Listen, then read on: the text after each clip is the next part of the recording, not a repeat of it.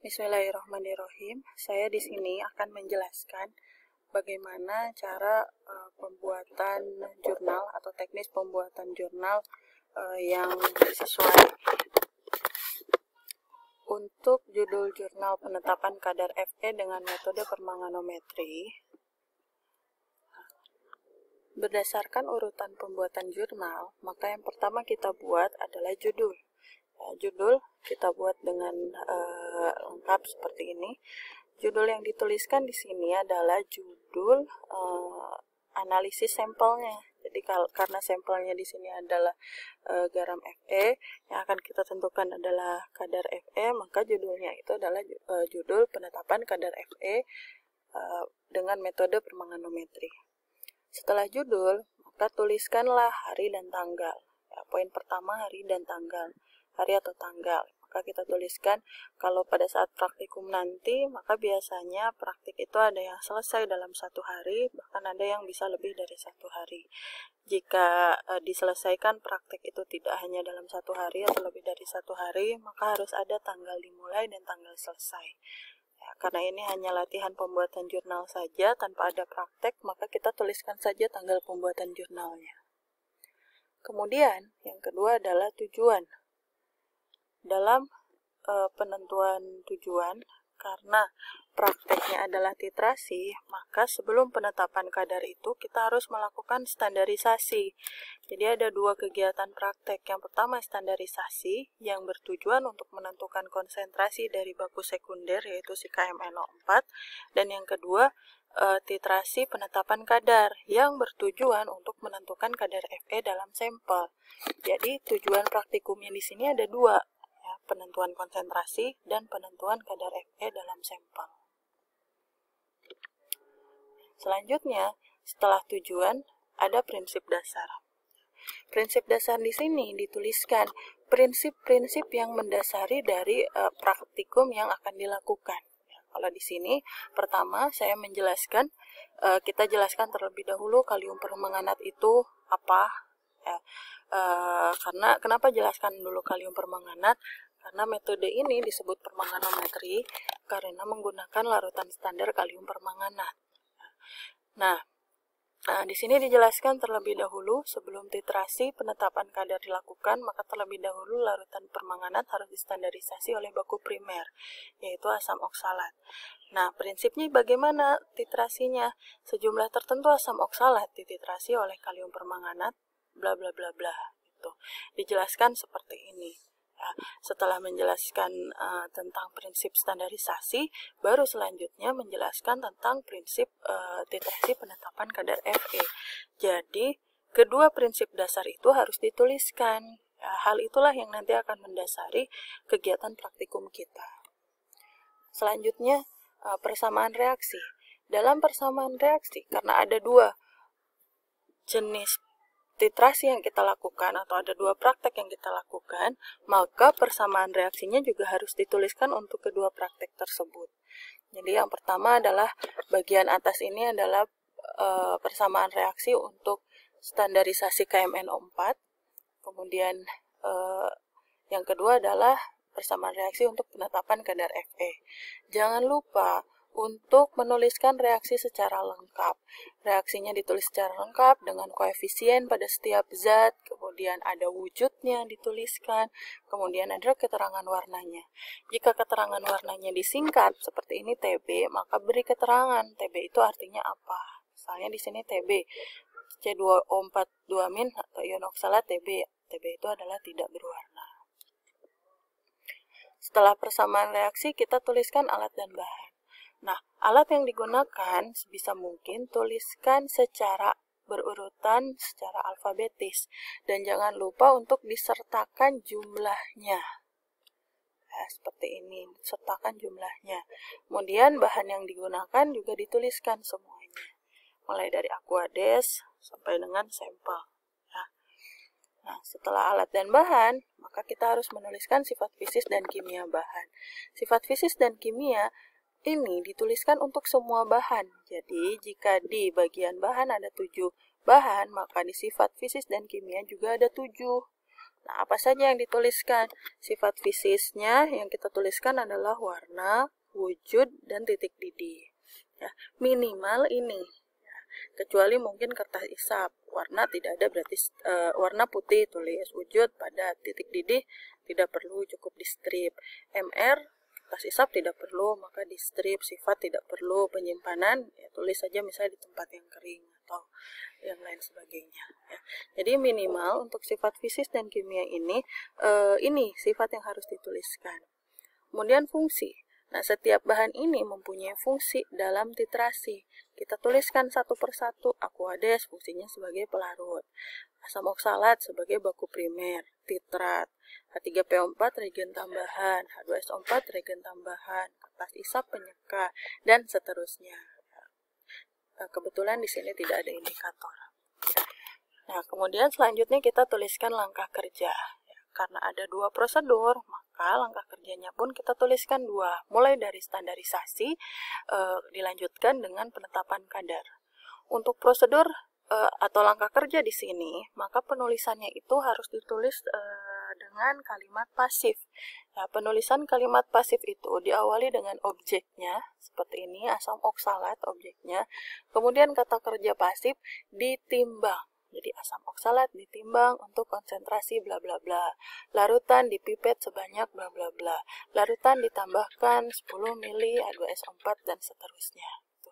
Jadi kata kerjanya ini harus kata kerja pasif, tidak boleh kata kerja aktif. Misal timbang asam oksalat dengan konsentrasi 0,1 N. Nah, itu adalah kalimat langkah kerja dengan kata kerja yang aktif, yang itu yang salah gitu. Jadi kita harus menggunakan kata kerja yang pasif untuk kedua prosedur ya, seperti ini. Kemudian setelah menuliskan langkah kerja, kita tuliskan data pengamatan. Data pengamatannya nanti ditulis ulang ya, yang ini, yang biru-biru harus diisi seperti ini. Semua data pengamatan harus lengkap ya. Nah, ini yang terakhir. Kemudian setelah itu masuk ke perhitungan. Apa saja yang dihitung? Mulai dari normalitas si baku sekunder. Untuk menghitung normalitas baku sekunder, kita membutuhkan data miligram dari baku primer. Jadi, data sebelumnya yang kita miliki adalah dalam satuan gram, yang ini maka harus dikonversi menjadi satuan miligram. Kemudian, setelah itu, selain miligram dari baku primer yang harus dikonversi menjadi gram yang harus dikonversi menjadi miligram, maka kita juga harus menentukan faktor pengencer. Nah, jadi sebelumnya hitung dulu faktor pengencernya berapa, dilihat dari atau dihitung dari volume yang dibuat dibagi volume yang dipipet atau direaksikan. Kemudian kita juga harus menghitung terlebih dahulu BE dari asam oksalat. Mencari BE itu rumusnya MR dibagi valensi. Valensi asam oksalat 2, berarti BE-nya itu MR dibagi 2. Dikali volume KMNO4. Volume yang mana? Volume yang digunakan pada saat titrasi standarisasi yang ini. Nah, volume yang digunakan harus volume yang konstan. Ambil 2 data yang berdekatan, selisih volumenya. Kemudian setelah itu kita hitung persen Fe.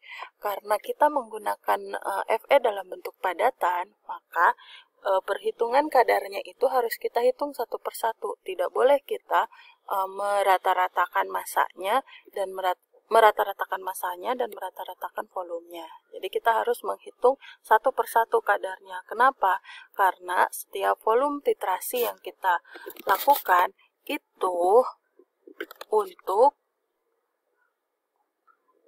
satu massa.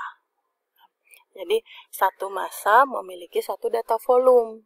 Tuh, tidak seperti titrasi yang standarisasi, volumenya itu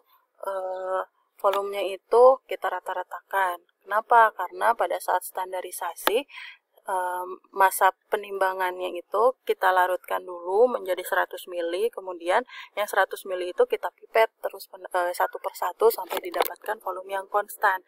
Nah, kalau yang ini masanya itu bukan masa yang dibuat larutan dan dipipet satu persatu, sehingga satu massa berlaku untuk satu volume. Satu volume berlaku untuk satu massa.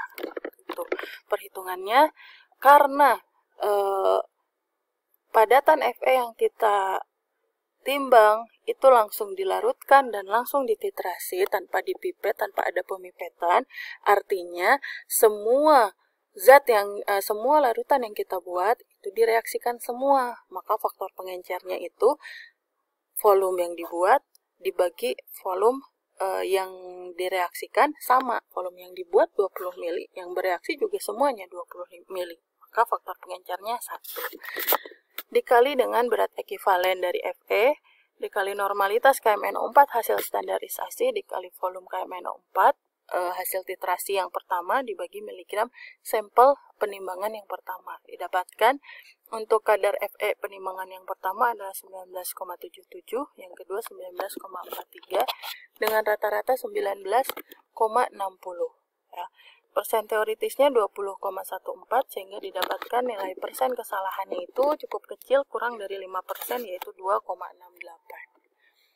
Selanjutnya, setelah kita mendapatkan semua data hasil perhitungan, maka kita buat pembahasan. Nah, yang dibahas di sini apa? Yang dibahas di sini adalah segala sesuatu yang berkaitan dengan kegiatan praktikum. Seperti di sini, kita bahas terlebih dahulu adalah proses standarisasi. Nah, standarisasinya kita jelaskan oleh siapa, oleh baku primer apa, yaitu asam oksalat. Kemudian suasana standarisasi itu asam. Kenapa harus asam? Kemudian asamnya apakah hanya boleh dengan asam yang lain seperti HCl? Ternyata tidak. Kenapa tidak boleh? Jelaskan alasannya. Kemudian pada saat titrasi dilakukan pada suhu 70 derajat Celcius. Jelaskan alasannya apa. Kemudian apakah ada indikator yang digunakan? Ternyata tidak. Jelaskan juga alasannya apa. Ya. Dan seterusnya. Kemudian kita jelaskan juga data atau perhitungan hasil praktikum gitu. Kalau di sini didapatkan nilai konsentrasinya 0,0969428894, ini mendekati 0,1. Jadi cukup murni KMNO4 yang kita buat ini, cukup mendekati 0,1 normal. Nah, kemudian setelah menjelaskan tentang standarisasi, maka kita jelaskan juga tentang prosedur penetapan kadar Fe-nya. Ya, dijelaskan satu persatu, mulai dari dijelaskan bahwa di prosedur itu tidak ada pemipetan, tetapi penimbangan langsung dititrasi, ditambahkan reagen baru langsung dititrasi. Kemudian ada reagen lain yang ditambahkan adalah asam fosfat, fungsinya apa, dijelaskan. Kemudian ada juga penambahan asam sulfatnya, ada pemanasan juga, ya dijelaskan. Lalu jelaskan juga hasilnya, bagaimana data kadarnya yang dihasilkan. Di sini kadar yang dihasilkan adalah 19,6% dengan persen kesalahannya sebesar 2,68%. Disimpulkan dari data atau hasil perhitungan ini, data hasil praktikumnya itu seperti apa? Apakah memiliki akurasi yang cukup baik atau tidak? Ya. Karena data yang kita dapatkan itu memiliki nilai persen kesalahan kurang dari 5%, maka bisa kita simpulkan bahwa hasil pengamatan kita, hasil titrasi kita itu memiliki nilai akurasi yang cukup baik. Kemudian poin selanjutnya kita buat kesimpulan. Nah, kesimpulan adalah jawaban dari tujuan. Karena kita punya dua tujuan, maka kita juga punya dua kesimpulan. Tujuan yang pertama adalah untuk menentukan konsentrasi KMNO4, maka disimpulkan konsentrasinya berapa. Tujuan yang kedua untuk menentukan kadar Fe, maka simpulkan juga kadar Fe-nya berapa.